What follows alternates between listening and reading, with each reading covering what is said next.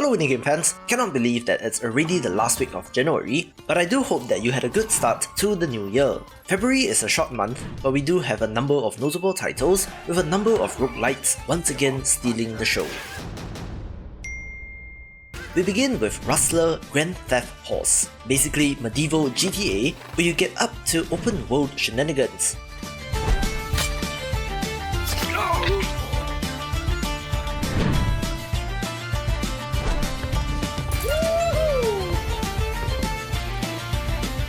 You sweat from a baboon's ball. I love how historically inaccurate and dumb this game is, since dumb can be very good in games, down to the police horses having red and blue blinking lights.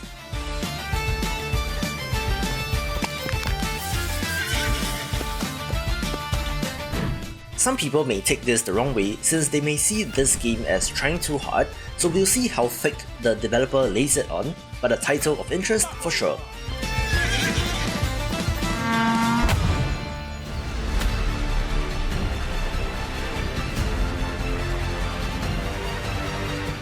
Good Night Knight is an action-adventure title with Souls-like combat and procedurally generated dungeons, so it's really hitting all those indie talking points, but it has a pleasant pixel art style and I'm always down for games in this genre.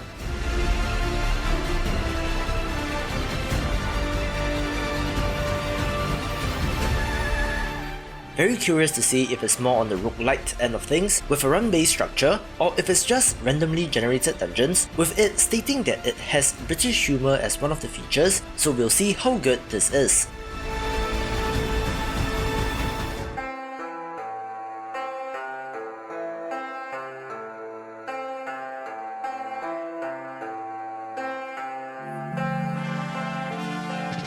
Tartapolis is a monochromatic Metroidvania set in a huge metropolis where you play as a detective and have to take cases to solve crimes. Obviously, with the visuals, there's a little bit of a noir vibe with this, but it does also have some higher tech elements not found in modern day, so it does seem to be quite the prospect. I'm not sold on the zoomed in camera, or rather the size of the character relative to the levels, but we'll have to see on this.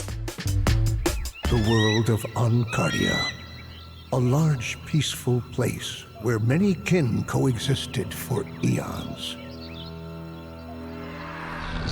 Until hundreds of years ago, chaos broke out and began corrupting all life, till an unknown hero finally came face to face with Andor Drakon, the Lord of Chaos himself.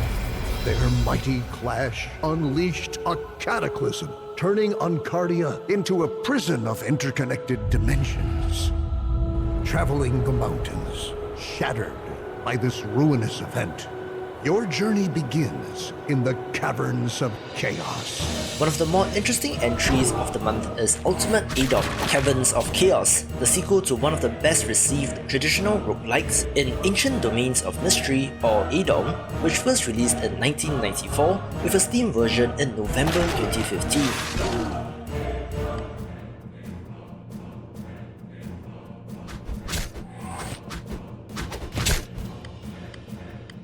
As such, the long history and the traditional impenetrability of the roguelike genre may turn many people off, and while I'm no expert in this game, I do have an appreciation for it and have to give it a shot.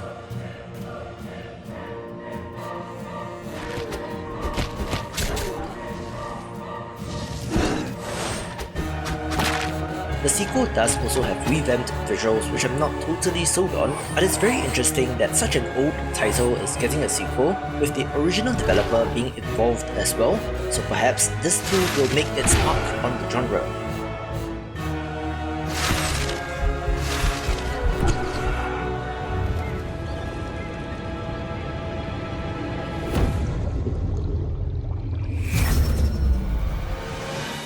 Excited to share that the 3D action platformer Blue Fire is also making its launch, having been on my watch list since last year, since it does look well made and of interest.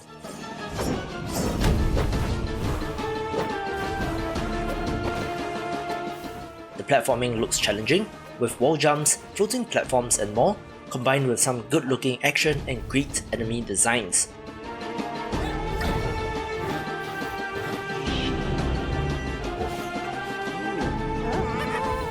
"3D platforming and combat is not easy to get right, but I do hope that the developers have nailed this, taking place in a ruined kingdom which isn't classically grimdark but does have its own flavour."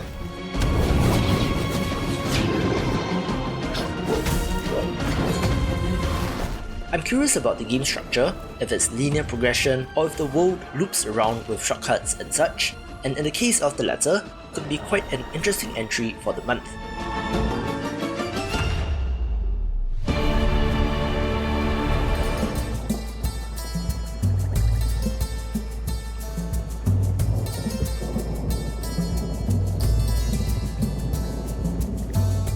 Nebuchadnezzar showed up in my video on the best upcoming city building games of the year, and I'm glad that it's finally coming out.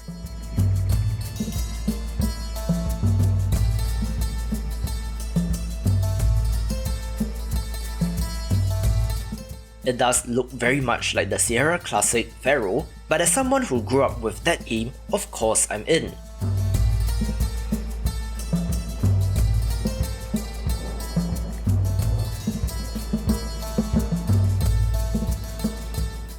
Ancient Egypt is a very common setting for this genre, so it's nice to see a change of pace with something new in ancient Mesopotamia instead, and hopefully I will be getting something of a history lesson on this civilization as well.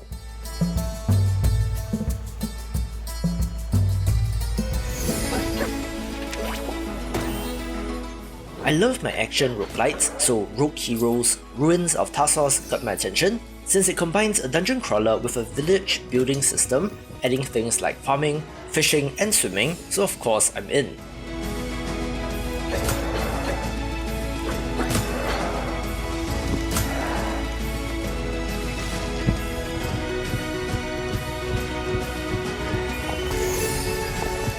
The main concern that I have with this game is that multiplayer seems to be a central element here, so I don't know how fun it would be in single player, but it looks well made, so fingers crossed it's great either way.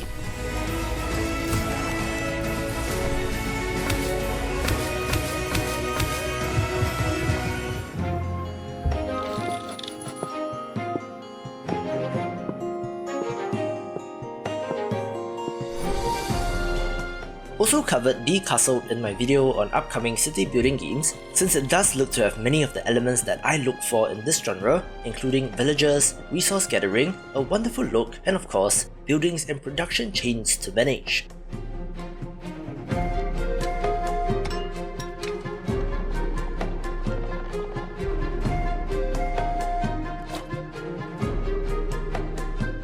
What sets this apart is the defense portion, where you have to build fortifications to protect your colony, giving me a little bit of a They Are Billions vibe, but medieval themed instead.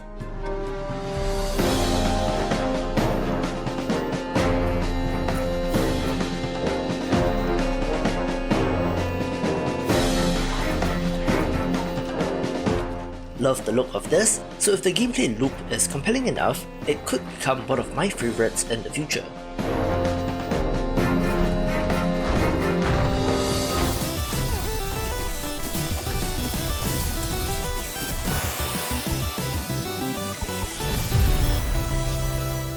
The no-brainer title which did take my number 1 spot for upcoming action roguelites is 30XX, the roguelite Mega Man-like platformer, which is the sequel to 20XX from 2017.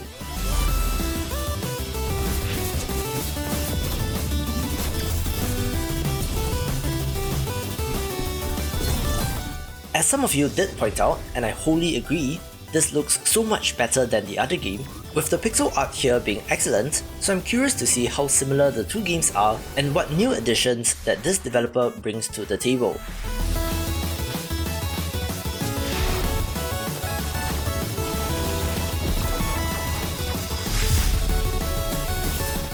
It's releasing in early access with 6 level themes and some features that let you customize your runs, including a level editor as well, so it seems okay in terms of features, but there's only one way to find out how good this is.